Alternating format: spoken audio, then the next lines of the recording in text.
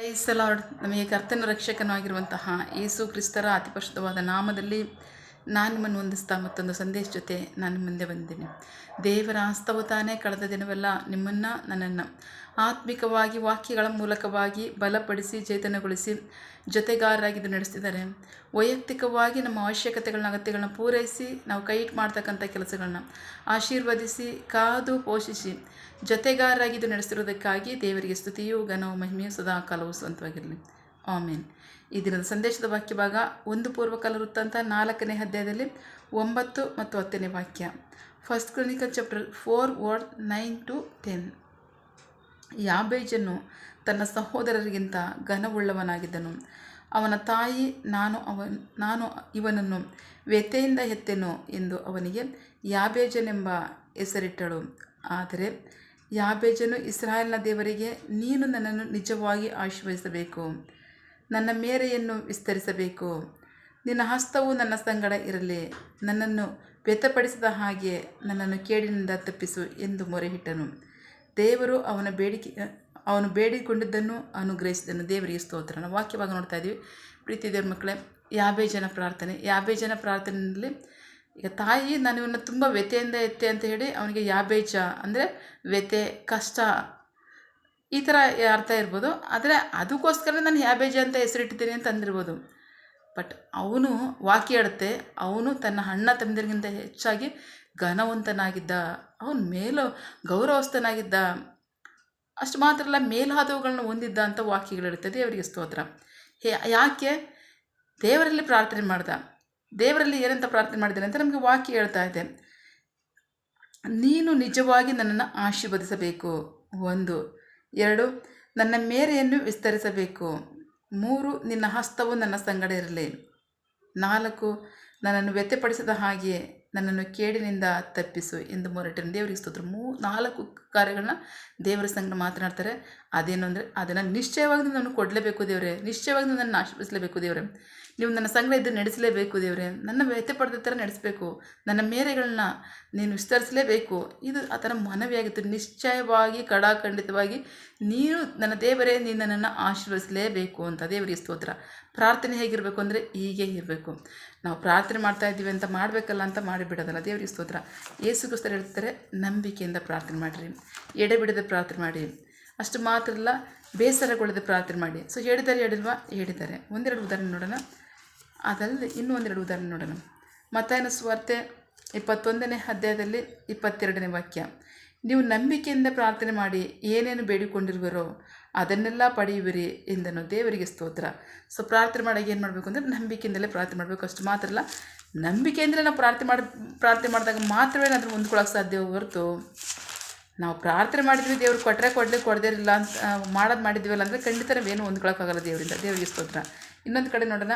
ಮಾರ್ಕನ ಸುವಾರ್ತೆ 10ನೇ ಅಧ್ಯಾಯದಲ್ಲಿ 24ನೇ ವಾಕ್ಯದಲ್ಲಿ ಹೇಳ್ತಾ ಇದ್ದಾರೆ, ಯೇಸು ಕ್ರಿಸ್ತರು ಹೇಳ್ತಾ ಇದ್ದಾರೆ, ಆದ ಕಾರಣ ನೀವು ಪ್ರಾರ್ಥನೆ ಮಾಡಿ ಕೇಳಿದ ಎಲ್ಲವೂ ನಿಮಗೆ ಸಿಕ್ಕಿದೆ ಎಂದು ನಂಬಿರಿ, ಅವು ನಿಮಗೆ ಲಭಿಸುವು. ದೇವರಿಗೆ ಸ್ತೋತ್ರ.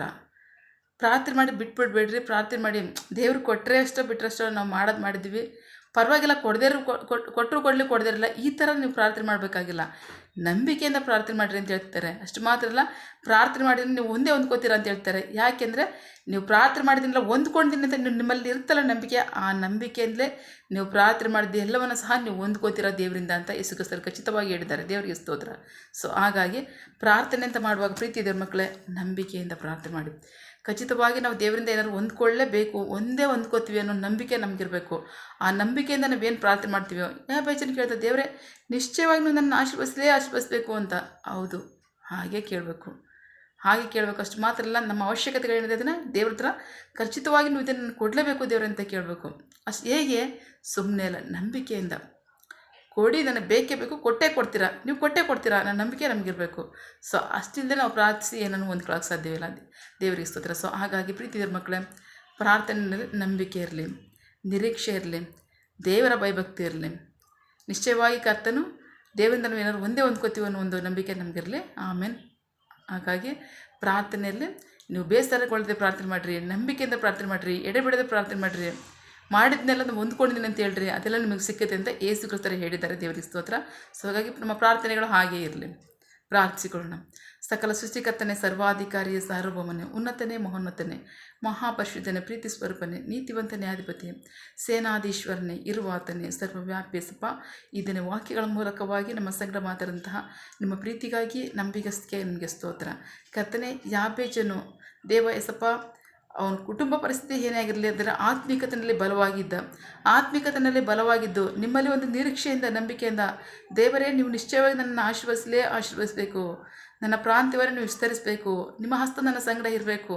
ಅಷ್ಟು ಮಾತ್ರ ಅಲ್ಲ, ನೀವು ನನ್ನನ್ನು